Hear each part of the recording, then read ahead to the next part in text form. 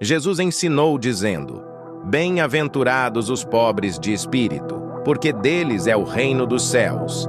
Bem-aventurados os que choram, porque eles serão consolados.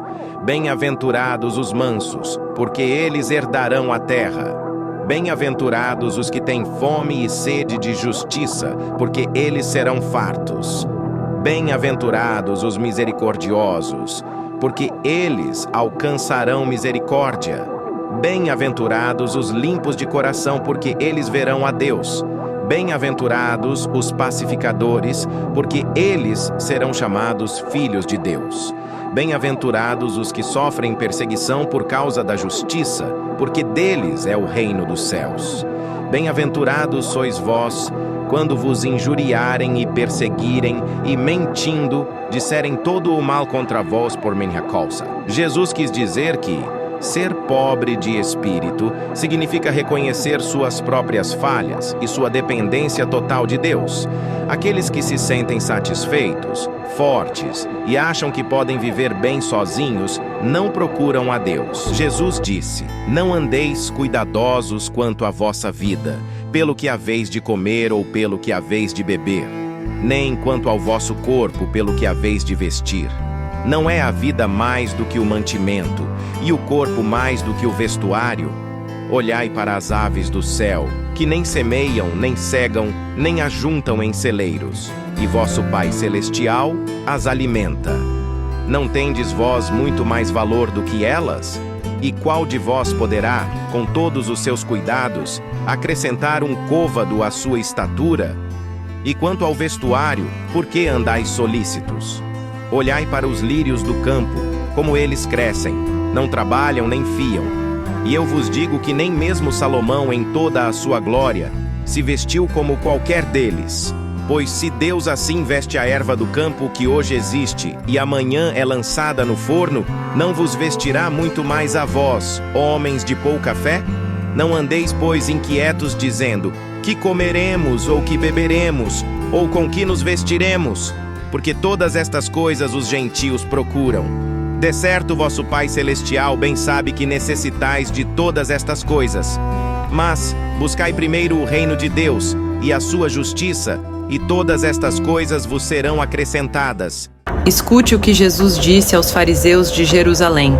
Por que transgridem os teus discípulos a tradição dos anciãos? Pois não lavam as mãos quando comem pão. Jesus respondeu: Por que transgredis vós também o mandamento de Deus pela vossa tradição? Porque Deus ordenou dizendo: Honra a teu pai e a tua mãe. E quem maldisser ao pai ou à mãe, certamente morrerá.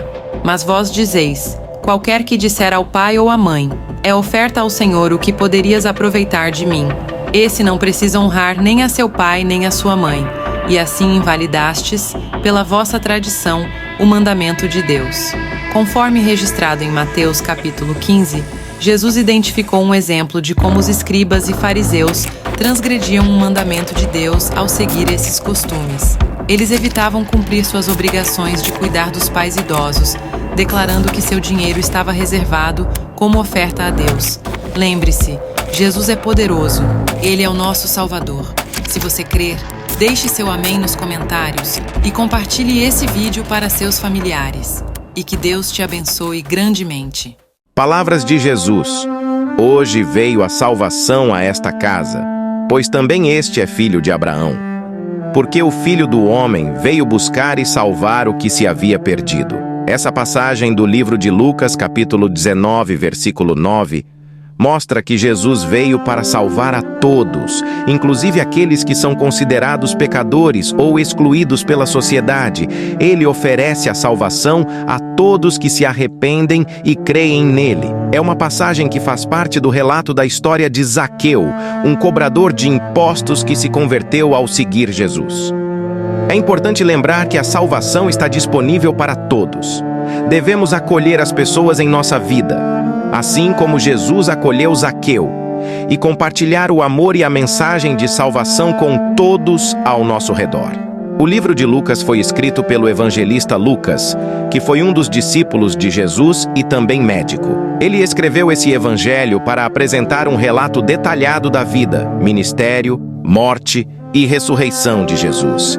Se você crê na palavra, deixe seu amém nos comentários. A criação do céu e da terra. No livro de Gênesis conta que no princípio, Deus criou os céus e a terra era sem forma e vazia, e havia trevas sobre a face do abismo, e o Espírito de Deus se movia sobre a face das águas. E disse Deus: haja luz, e houve luz. E viu Deus que era boa a luz, e fez Deus separação entre a luz e as trevas. E Deus chamou a luz dia, e as trevas chamou noite. E foi a tarde e a manhã, o dia primeiro. E disse Deus: haja uma expansão no meio das águas, e haja separação entre águas e águas. E fez Deus a expansão, e fez separação entre as águas que estavam debaixo da expansão, e as águas que estavam sobre a expansão. E assim foi. E chamou Deus a expansão céus. E foi a tarde e a manhã, o dia segundo. E disse Deus: ajuntem-se as águas debaixo dos céus num lugar, e apareça a porção seca. E assim foi. E chamou Deus a porção seca terra, e ao ajuntamento das águas chamou mares. E viu Deus que era bom. Jesus curava as pessoas de diversas doenças, dentre eles, curou um paralítico e disse: eis que já está curado, não peques mais, para que não suceda alguma coisa pior. No livro de João, capítulo 5, diz que aquele homem foi e anunciou aos judeus que Jesus era o que curava. Jesus declara-se filho de Deus e igual ao Pai. Por esse motivo, os judeus perseguiam Jesus, porque fazia esses milagres no dia de sábado. Então Jesus respondeu: meu Pai trabalha até agora e eu trabalho também. Jesus curou o paralítico no tanque de Betisda para demonstrar seu poder e revelar que ele é o Messias. Além disso, Jesus mostrou que não estava limitado pelos ritos e tradições religiosas e que a cura verdadeira vem através da fé nele. João 5. Explicação nos ensina sobre a importância da esperança, da fé em Jesus e da confiança em sua soberania. Também nos mostra que a verdadeira cura e libertação vem através do relacionamento com Jesus, e não de ritos e tradições religiosas. Eu sei que você que está vendo esse vídeo é uma pessoa de fé. Deixe seu amém nos comentários. A palavra de Deus te diz assim, em Salmo 119, lâmpada para os meus pés é tua palavra, e luz para o meu caminho. Jurei e o cumprirei, que guardarei os teus justos juízos. Os teus testemunhos tenho eu tomado por herança para sempre, pois são o gozo do meu coração. Sustenta-me conforme a tua palavra, para que viva, e não me deixes envergonhado da minha esperança. A palavra de Deus é a luz que guia o cristão em sua jornada espiritual e o ajuda a evitar o pecado e a seguir o caminho certo. Só a tua palavra é luz no meu caminho.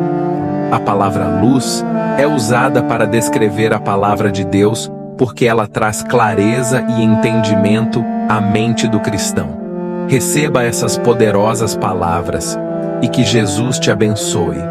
Jesus respondeu e disse-lhes: na verdade vos digo que o Filho por si mesmo não pode fazer coisa alguma, se o não vir fazer o Pai.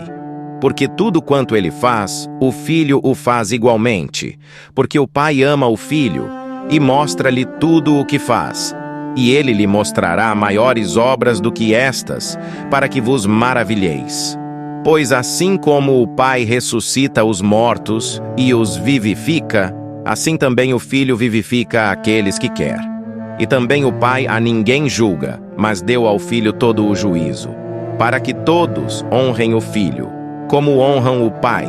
Quem não honra o Filho, não honra o Pai que o enviou. Na verdade vos digo que quem ouve a minha palavra e crê naquele que me enviou, tem a vida eterna e não entrará em condenação, mas passou da morte para a vida. Em verdade vos digo que vem a hora, e agora é, em que os mortos ouvirão a voz do Filho de Deus, e os que a ouvirem viverão. Porque como o Pai tem a vida em si mesmo, assim deu também ao Filho ter a vida em si mesmo, e deu-lhe o poder de exercer o juízo, porque é o Filho do homem.